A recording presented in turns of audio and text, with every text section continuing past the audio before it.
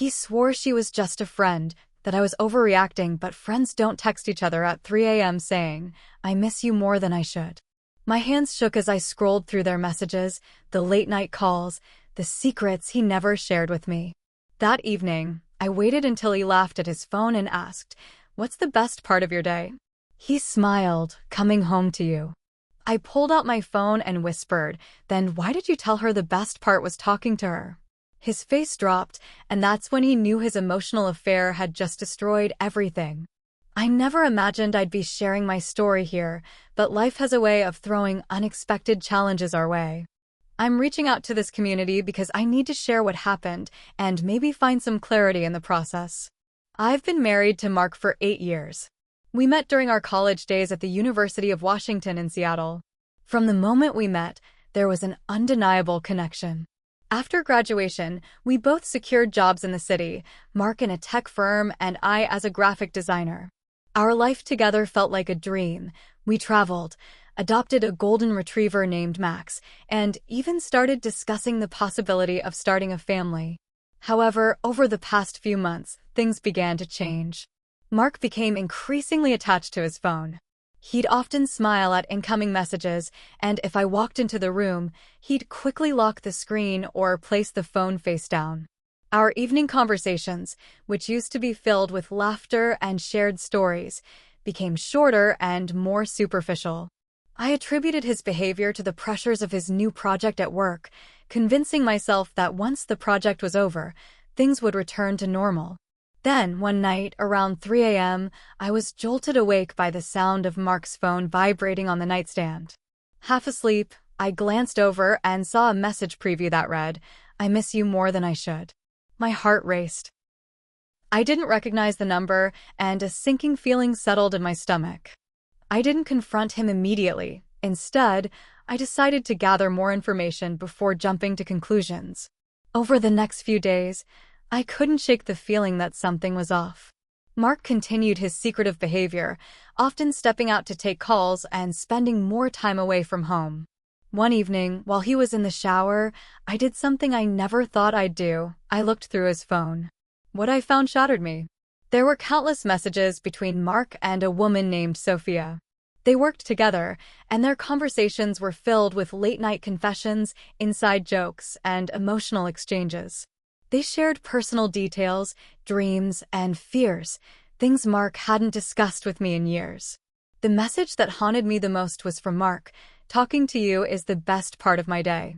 That evening, I tried to act normal, but my mind was racing. I needed to confront him, but I wanted to do it in a way that would get the truth out. As we sat on the couch, Mark chuckled at something on his phone. I took a deep breath and asked, "What's the best part of your day?" He looked up, smiling softly. "Coming home to you," he replied. I felt a lump in my throat as I pulled out my phone and whispered, "Then why did you tell Sophia the best part was talking to her?" His face went pale, and the room fell silent.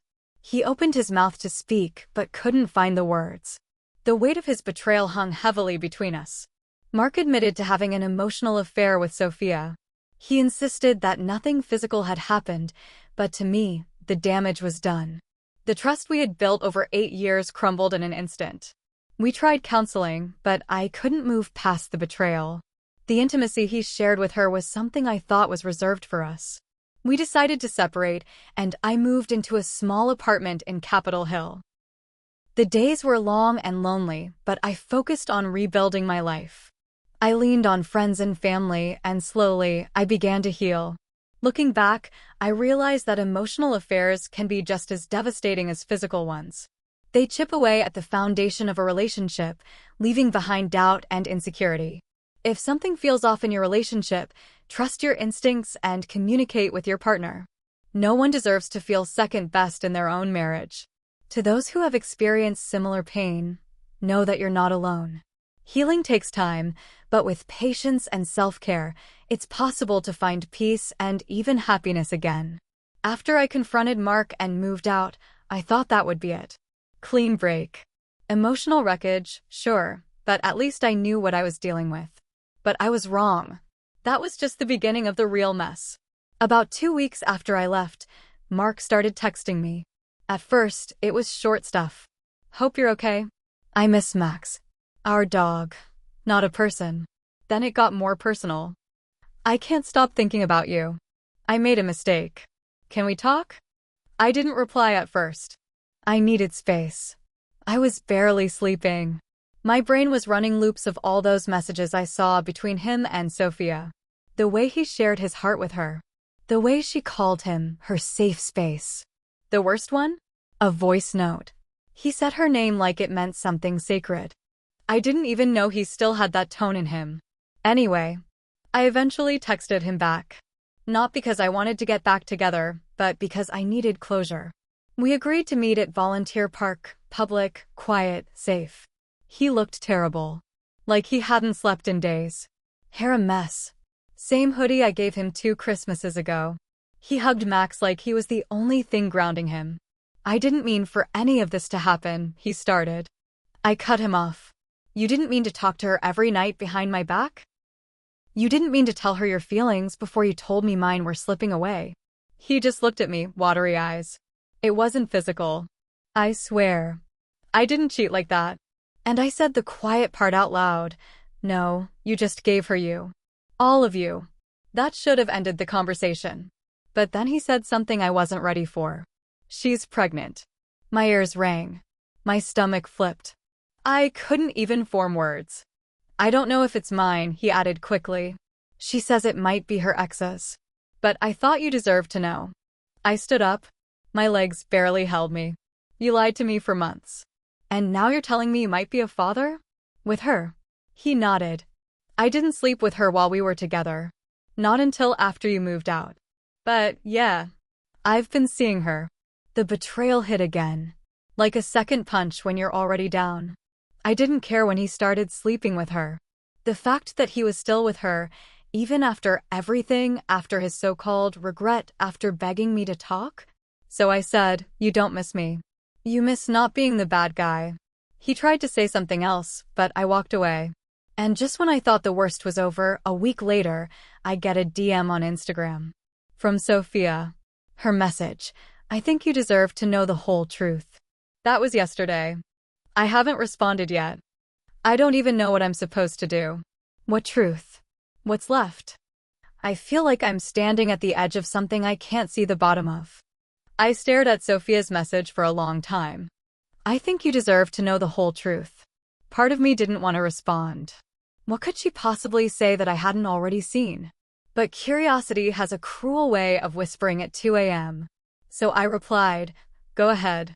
She responded almost immediately. I didn't know about you. Not at first. My chest tightened. I'd always assumed she knew he was married. Our photos were all over Facebook, Instagram. Our anniversary posts, the trip to Whistler last fall, the Thanksgiving table we'd set with friends. I was right there. Visible. Proud. Real. But she kept writing. When we started getting close, he told me you were separated. That you'd fallen out of love and were living more like roommates. He said you stayed for the dog. I froze. That wasn't just bending the truth, that was fiction. I hadn't even thought of leaving until I found those messages. She sent screenshots. Conversations between them. My name was mentioned. In ways I never could have imagined. One message, Mark, she's more like a sister now. There's no passion. I stay for appearances. Another, Mark, she never really got me the way you do. With her, it's safe. With you, it's alive. I felt sick. Like my body didn't know where to store the betrayal anymore. I replied, when did he tell you that? Sophia, back in December. I didn't question it because he acted single. Never wore a ring. Never talked about you unless I asked. He even said you were sleeping in separate rooms. That wasn't true. December was when we were making plans for Maui. He'd helped me pick out a swimsuit. We were still sleeping in the same bed. Then came the real twist. Sophia, I only found out you were still married when I saw your comment on his photo with Max. I confronted him.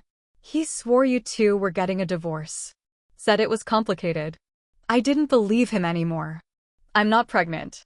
That was a lie. I just needed to see if he'd own up. He didn't. So I ended it. My hands shook.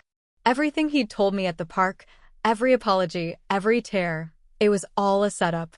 He knew he had no real future with her, so he ran back to me, hoping I hadn't seen just how far he'd gone. I asked her one last question. Why tell me now? Her reply, because I wish someone had warned me. You deserved better. And so did I. I sat on the kitchen floor and cried until Max patted over and nudged me with his nose. I thought the betrayal was just about emotional intimacy. But it was also about lies. Deep, deliberate ones. Lies that rewrote my role in my own life. Lies that made me the side character in a story I thought I was starring in. And then today, another twist. Mark showed up, unannounced, at my apartment. I opened the door, stunned. You need to leave. He looked broken. His eyes were red, voice shaking. She lied to me. I didn't move. So did you.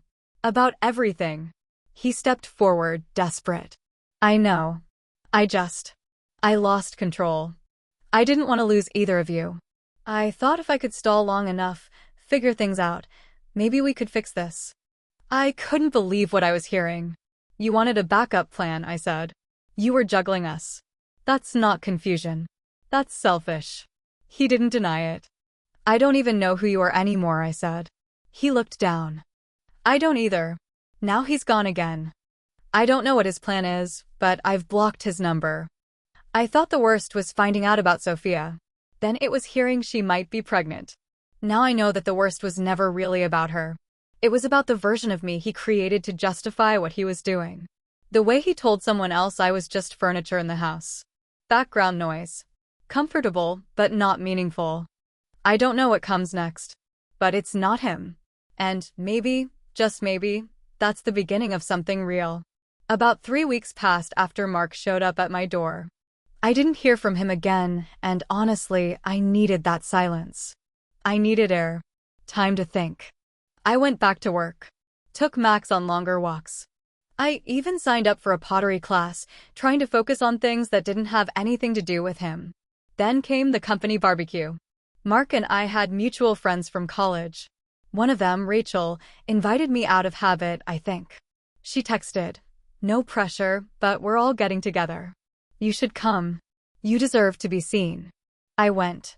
It was in a park in Queen and sunny, too many people, kids running around. I kept it low-key. Wore sunglasses and brought Max. I didn't expect him to show up. But of course, he did. I saw him before he saw me. He was standing by the grill, talking to Jared from his team, laughing like nothing had happened. Like he wasn't the guy who told one woman she was his future and another she was his past. I was going to leave. But then Sophia arrived. I froze. She wasn't supposed to be there. She didn't even know anyone except Mark. She looked different. Confident. Like someone who had nothing to hide anymore. She walked straight toward me. My heart dropped. I didn't want this to happen in public. "Hey," she said. Calm. Almost kind. "You okay if we talk?" I nodded. She led me toward a quieter spot by the trees. I could feel eyes on us. "I didn't come to cause drama," she started. "But I found out something, and I thought you should hear it first. From me." I braced myself. "I was never the only one," she said. "What do you mean?" She pulled out her phone. Showed me screenshots from another woman. Messages. Photos. Another woman Mark had been texting, calling, around the same time he was with both of us. Her name was Alyssa. She'd met him through some networking event in Bellevue. I reached out to her, Sophia said. After everything blew up. I needed to know I wasn't crazy. Turns out, he was spinning the same story with her too. I couldn't even react. I just sat there. Then Rachel came over. "Is everything okay?" Before I could answer, we heard yelling. It was Mark. He'd spotted us. "What are you doing?" he barked, marching toward us. "Why are you talking to her?" Sophia stood up. "You lied to all of us. Not just her. Not just me. We all compared stories. You said you were separated, single, lonely. You said the same damn things to 3 different women." People started looking over. Mark laughed. The fake, defensive kind. "This is insane. You're all just bitter because I moved on." I stood then. "No. We're hurt because you broke us in pieces and acted like it was nothing. His face shifted. Something cracked. You were never happy with me. Don't pretend this is all on me. Rachel stepped in then. Mark, you need to leave. Now. It got quiet. Even the kids running nearby had stopped. Mark looked around, saw the eyes, the judgment. For once, he didn't have control. No spin left. He left without another word. Later, Sophia and I sat together on a park bench. It was weird, sitting beside the person I once saw as the reason my marriage ended. But now I realized we were both victims. Why'd he do it? I asked her. I think he liked the attention.